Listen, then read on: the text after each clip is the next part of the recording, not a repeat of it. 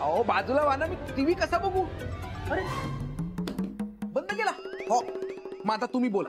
No, जोपर्यंत Shanu baby येत नाही तोपर्यंत मी कोणाशी काही बोलणार नाही. हे काय आता तर बोलल्या. अहो मग घरी बसून काय करायचं आपण? खेड्या, आपण एक काम करूया, आपण गुलमोहर सोसायटीत जाऊया. नाही नाही नाही नाही, विषयाची परीक्षा घ्यायची नसते. त्या गुलमोहर सोसायटीत गेलो ना तर आपली वाट लागेल. त्यापेक्षा घरी थांबून सण्याची वाट बघूया. पण माझी शनू बेबी काम सक्सेसफुल करूनच येणार बघ. मार खाऊन आली नाही म्हणजे मिळवलं. चुप रे. अहो नाही म्हणजे गुरु भेटला असेल तर कदाचित त्याने तिला प्लॅन सांगितला असेल. आणि खरंच गुरु विसरला असेल तर? आता तुम्ही शुभ बोला ना, तुमच्या मुलीच्या लाईफचा प्रश्न आहे. लाईफचं सोड रे, म्हणजे 33 करोडचा प्रश्न आहे ना. ते जर मिळाले नाही तर आपण काय करणार? आपण सगळे रस्त्यावर येणार. भगवान के नाम पे दे दे बाबा, भगवान के नाम पे दे दे बाबा. टिंगटॉंग, टिंगटॉंग. टिंगटॉंग काय तिकडे वाजतंय? सण्या आली असेल.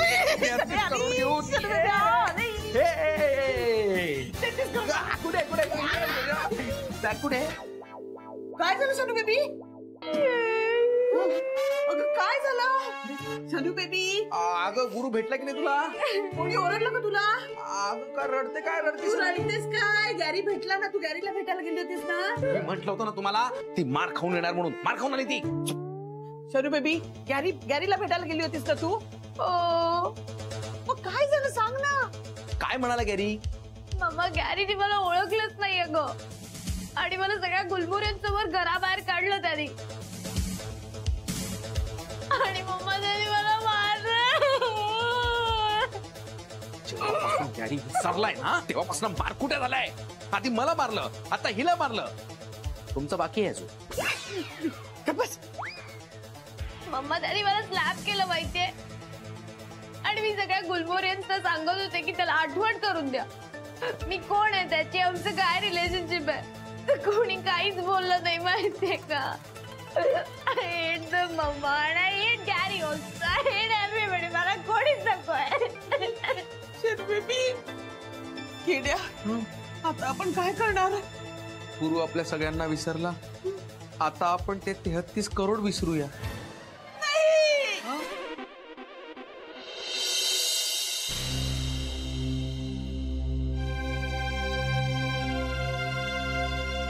काय झालंय नेमकं काही कळत नाही. नानाजी, मला तर वाटतं आपल्याला सगळ्यांना बघून गुरुनाथनं हे नाटक केलंय. पण इतका कसा क्विक वागू शकतो तो? म्हणजे काहीतरी चुकतंय. चुकत वगैरे काही नाहीये.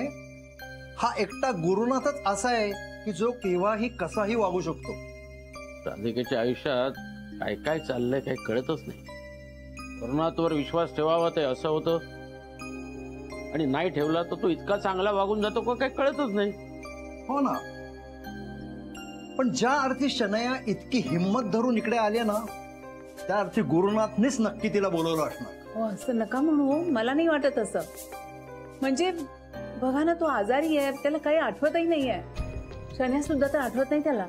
नाही पण भारती, आपण इतका सुद्धा विश्वास ठेवू नये त्याच्यावर. असं मला तरी नाही वाटत आहे. आता तू साधा विचार कर, गुरुनाथला जर तिला घरातच घ्यायचं नव्हतं तर ती घरात घुसली कशी? आणि दरवाजा बंद का होता? म्हणजे काहीतरी पाणी मुरत आहे ना. हो ना. आता पुन्हा त्या शन्याचे सगळे उद्योग सुरू होणार आणि राधिकाला ते निस्तरत बसायला लागणार. हो, आणि त्या खोटारड्या गुरुचं पण.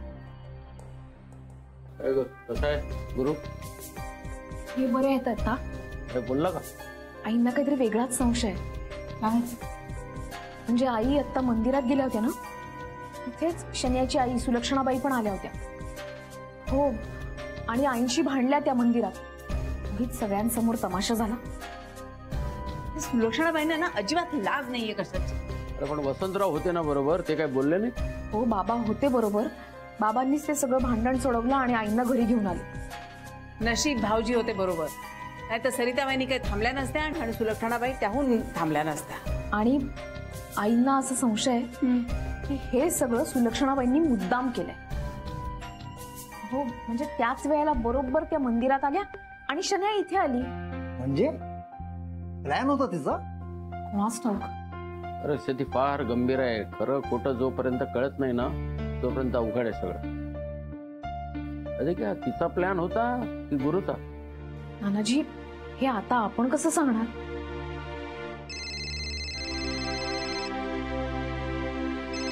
साठे मॅडमचा.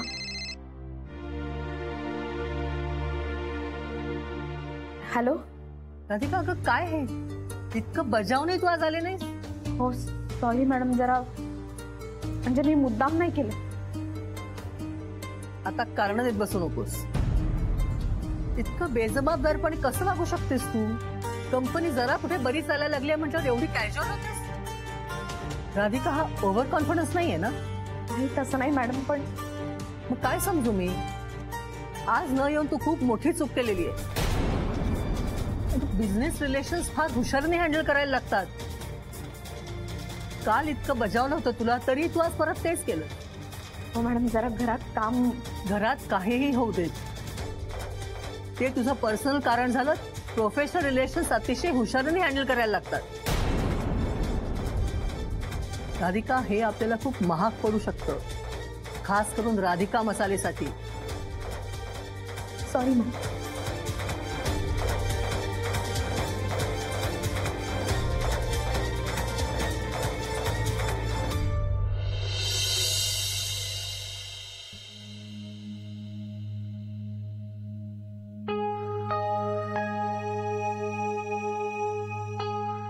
ताई ऐका ना, मी हात जोडतो, तुम्ही प्लीज काहीतरी गैरसमज करून घेतलाय माझा, ऐका प्लीज. हे बघ अरे आपलं अफेअर होतं. हे बघा तुम्ही प्लीज ऐकावं माझं, असं काही नाही झालेलं आपल्यामध्ये, मला नाही आठवते काय. तू खोटं बोलू नकोस गॅरी, आपलं पण लग्न झालंय. तुम्ही सगळे सांगा ना गॅरीचं आणि माझं काय रिलेशनशिप आहे ते. ओ तुम्ही बाजूला बघा. गॅरी, सगळ्यात जास्त प्रेम मी स्वतःवर करते, त्यानंतर तुझ्यावर प्रेम केलं मी. गॅरी, तुझ्यासाठी एनी डॅम सिच्युएशनला मी फेस केलंय आणि आज तू इतका वियर्ड वागलास माझ्याशी.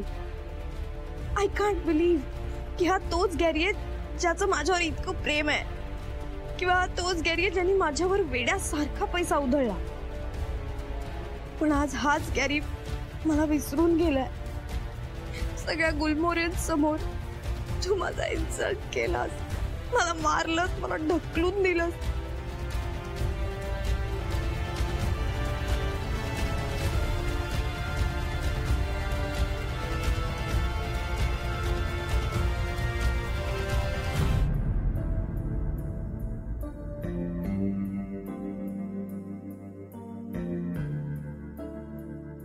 Okay okay Shanu baby, Shanu baby, cool down baby, cool down, cool down.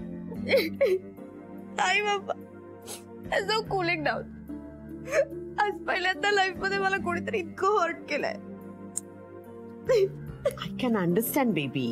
No, nobody can understand.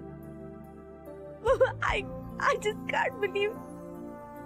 त्याने असं कसं वागू शकतो अगं? कारण तो सगळं विसरलाय ना. नाही, मला नाही वाटत असं, कारण मी ज्या गॅरीला ओळखते तो खूप स्ट्रॉंग आहे अगं. त्याचं ब्रेन खूप स्मार्ट वर्क करतं, खूप शार्प आहे. हे खोटं आहे सगळं बाबा, काहीतरी फिशी आहे ग. शनू बेबी, हे बघ, असा विचार करून आपल्या हातात काहीच लागणार नाहीये. Let me think. मी विचार करते, नक्कीच काहीतरी मार्ग निघेल. नाही मम्मा, या दिदे मला खूप हर्ट केलंय आणि त्याला मी त्याची पनिशमेंट देणार. I will punish Gary. Okay okay, आपण त्याला पनिश करू. ओके. अच्छा, शनू बेबीचा इन्सल्ट केला ना, आणि त्या सगळ्या गुलमोहरियांसमोर. अच्छा, शनू बेबीला स्लॅप केला त्यांनी. गुरुनाथ सुभेदार, तुला तुझी ही चूक खूप महागात पडेल. नाही, माझ्या शनू बेबीचं लग्न मी एका करोडपतीशी लावून दिलं ना तर बघ. गुरुनाथ सुभेदार, आता भोग आपल्या कर्माची फळं.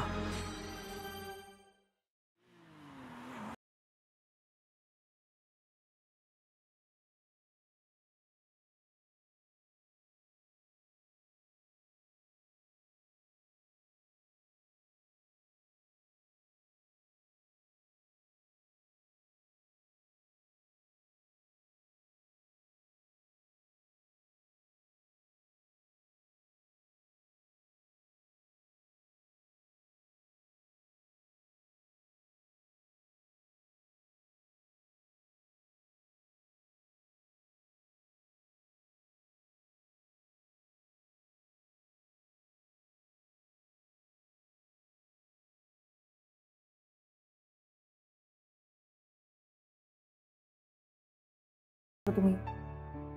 ते सगळं आता सॉर्ट आउट झालंय ना? हो, ते सॉर्ट आउट झालंय, पण तरी जेनी, एकदा गेलेलं नाव परत मिळवण्यासाठी खूप वेळ लागतो आणि कुठल्याही कंपनीमध्ये बोर्ड ऑफ डिरेक्टर्स तुम्हाला मेजर सपोर्ट देत असतात. खरंय, कंपनीचा प्रॉफिट आणि लॉस पण ते बेअर करतात, म्हणून त्यांना सांभाळणं हे खूप गरजेचं आहे, is what I feel. I don't know, मला एकच माहितीये, मॅम हे सगळं पर्पजली नाही करत आहेत. आय एम शुअर काहीतरी मेजर इश्यू झाला असणार आहे. भाई लोग क्या बोल रहे हैं पब्लिक? काय मस्त कामं चाललेत की नाही? काय जेनी, कसं काय मॅरिड लाईफ मस्त चाललंय की नाही? No, actually I am not fine. काय ग गुज्जूबाई त्रास देतो वाटतं तुला? लग्नानंतर बारीक होत चालली असा? ए गुज्जूबाई, जरा लक्ष दे तिच्याकडे. बापरे, हा सुद्धा चिडत नाहीये. काय झालंय काय? काय हो सर, दमलायत वाटतं तुम्ही सुद्धा मीटिंग करून करून.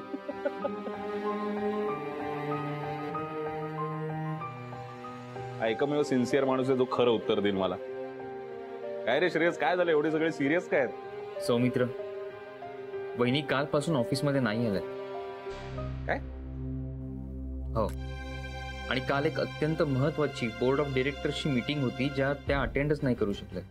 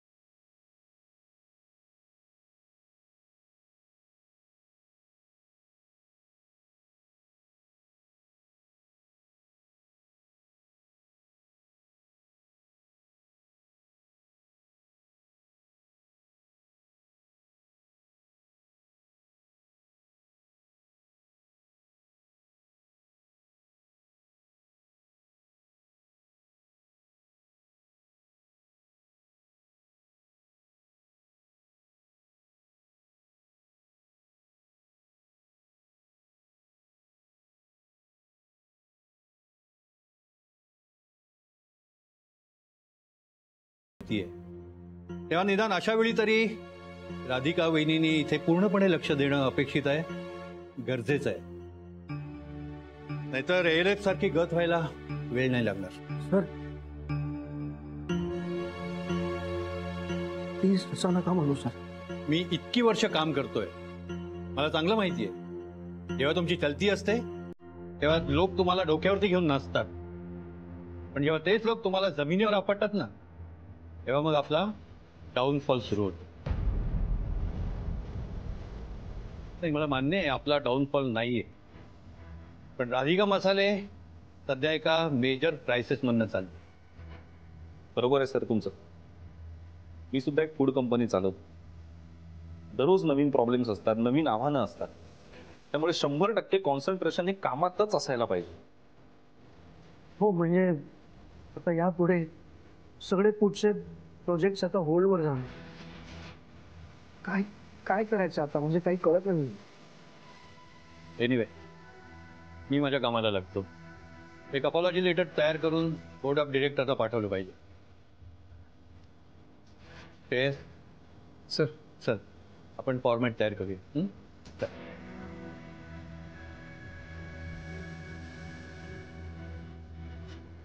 मॅम पण ना आनंद, हे जे काय चाललंय ना, ते जे काय चालवलंय ना राधाने, मला अजिबात आवडलेलं नाही.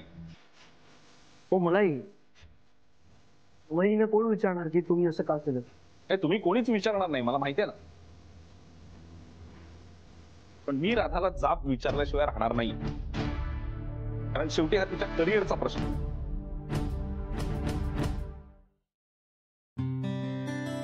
घ्या बरं चहा.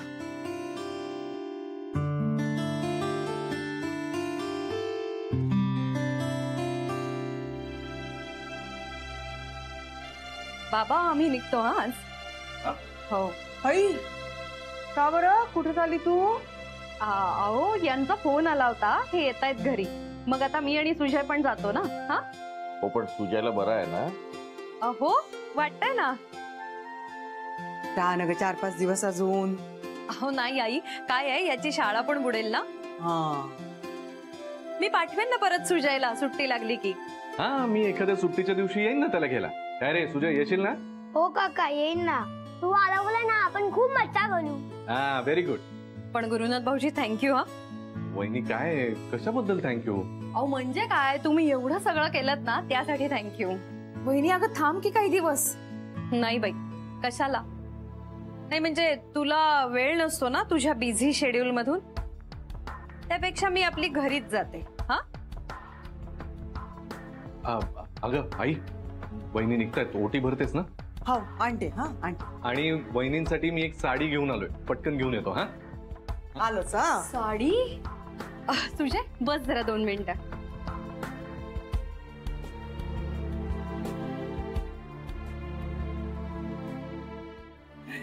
बस ना. हो बाई बघितलंच का राधिका, गुरुनाथनी लक्षात ठेवून साडी आणली माझ्यासाठी. खरंच गुरुनाथ तुम्ही एवढ्या सगळ्या गोष्टी लक्षात ठेवताय, नवल आहे बाई. आता गुरुला सवयच लागली आहे ना ग. का असते घरामध्ये कोणाचं ना कोणाचं तरी लक्ष असायलाच पाहिजे का नाही? पहा बरं आता राधिकाला एवढे व्याप आहेत, तर लक्षच नसते ना घरामध्ये. पहा बरं तुला कुंकू लावायचंय तेही विसरली ना ती. अहो ज्यांना जमतं ना तेच करतात असं, बाकीच्यांना नाही असं वाटत. नाही गुरुनाथ भाऊजी तुम्ही खरंच एवढी आपुलकी दाखवली त्या वेळेला, कमाल वाटली मला. आता सध्या रिकामच आहे ना मी, तर करतोय थोडी घरातली कामं, त्यात काय एवढं. वहिनी असू द्या, मी खरं तुम्हाला ना सोडायला आलो असतो, पण मला अथर्वला सोडायला जायचंय. हा तर तुम्ही नीट जा आणि काही लागलं तरी हक्कानं फोन करा. ओके चल तू रेडी असणार आहे? हो. तुम्ही अथर्वला शाळेत सोडायला जाताय? राधिका आज पेरेंट्स टीचर मीटिंग आहे ना.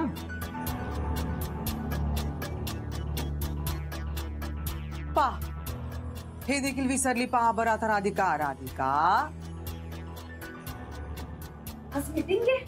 हो आज मीटिंग आहे. बाबा येणार. हा येऊ दे, बाप म्हणून तेवढी तरी जबाबदारी त्याला पार पडू दे. नाही नाही असं कसं, अथर्वसाठी एवढं करणारच ना मी. सो बहिणी तुम्ही नीट जा, काही लागलं तर मला कळवा. ओके. आणि राधिका बाकी मीटिंग मध्ये काय झालं मी सांगेनच नंतर निवांत. हा चले अथर्व बाय. तुझे चल चल चल लवकर बाय बाय. जा रे. चल ओटी भरती. हो. का राधिका तू हल्ली खूप विसरायला लागली बरं. ही लक्षणं बरी नाही. सांभाळ.